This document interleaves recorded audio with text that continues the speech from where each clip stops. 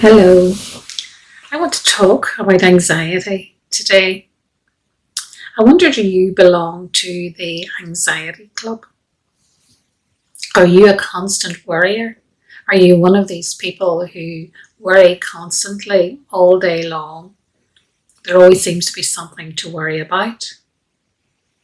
And yet, if there's nothing to worry about on any particular day, you will look hard until you find something, or maybe revisit an old concern or anxiety that you had.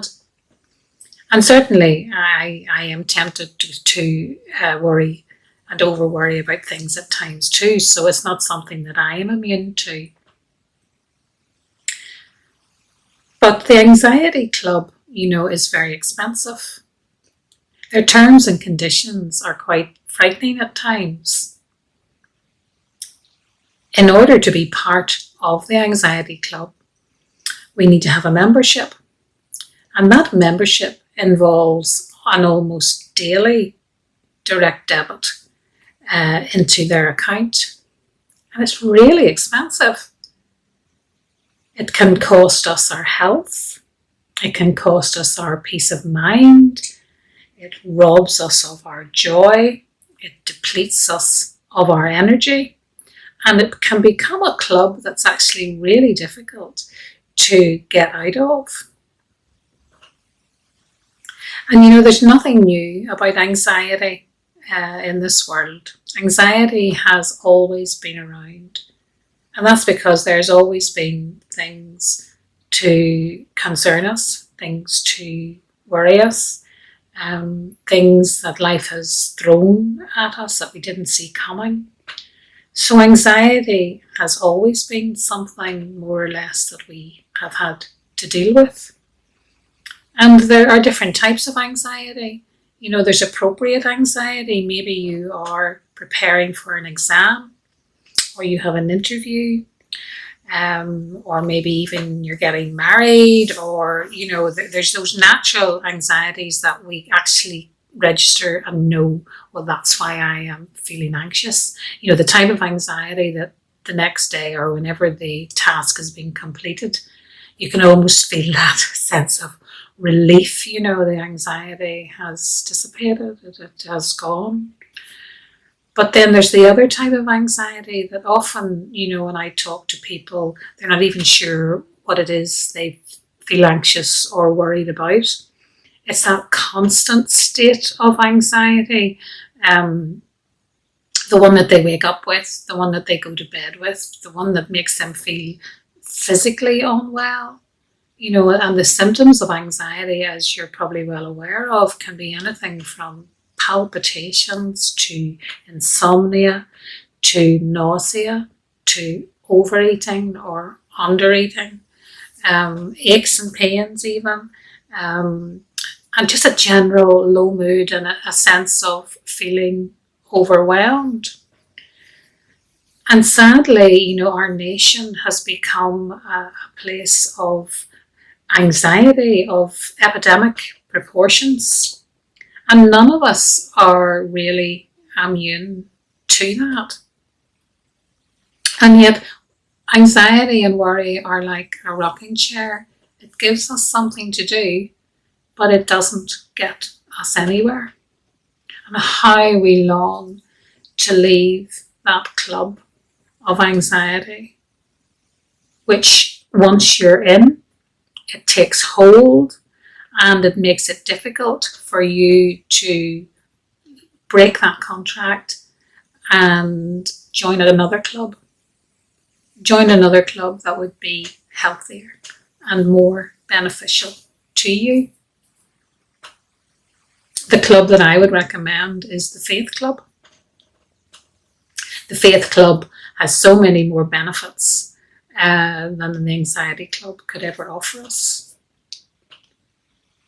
It offers us joy and sense of purpose and relief from anxiety, peace of mind, the energy to deal with life's difficulties.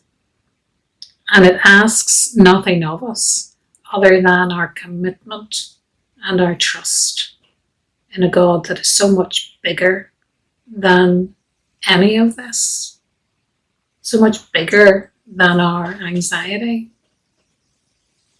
You know, in First Peter, it says, cast your anxiety upon him because he cares for you. Now, I don't want to oversimplify this because I know how difficult that is when we are caught up in the grips of anxiety. And anxiety has control over our emotions and our physical sensations. So I know how difficult that can be. But still, God wants us to bring those anxieties to him. And what I find helpful, and that other people find helpful, is to, you know, when you wake in the morning and your stomach's churning because you can't face the day, because you've got this anxiety, and maybe we know what it's about, but maybe we don't know what it's about, is to take some time to bring that to God. He already knows anyway. He knows what you went through the night before. He knows what you're worried about today. He knows what you're worrying about in the future. Whether you're going to spend time with your family, whether you're going to be able to see your friends, whether you're going to see anybody. He knows those anxieties about lack of employment, about redundancies, about illness. He knows about the isolation. He knows about all of that. So I suggest we bring that to him, and we may have to keep repeatedly bringing that to him throughout every moment of the day. And another thing that I always suggest to people is to decide when you're going to have your worry time. Allow yourself to have that 5 or 10 minutes in the day when you give yourself permission to actively worry about those things. But once that time is up, you put it down and you give it back to God again. And the discipline of that over a period of time is almost rewiring our brains, in a sense, to distract from the habit forming that the anxiety has become. Because it is habitual. Many of us are habitual worries. We don't actually know what we would do if we didn't have something to worry about.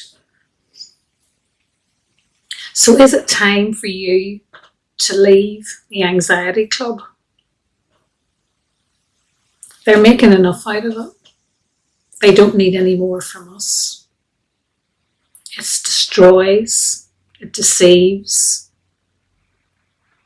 Maybe it's time to join or rejoin the faith club. I look forward to being back with you again on Thursday. Goodbye.